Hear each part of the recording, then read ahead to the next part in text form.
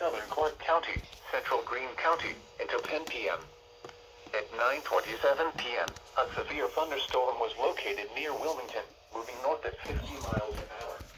Hazard, 60 miles an hour wind gusts and penny-sized hail. Source, radar indicated. Impact, expects damage to trees and power lines.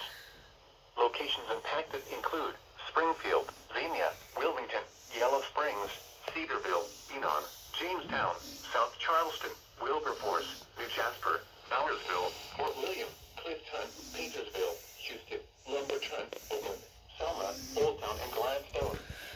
This includes the following interstates: I-70 in Ohio between mile markers 49 and 60. I-71 in Ohio between mile markers 46 and 56.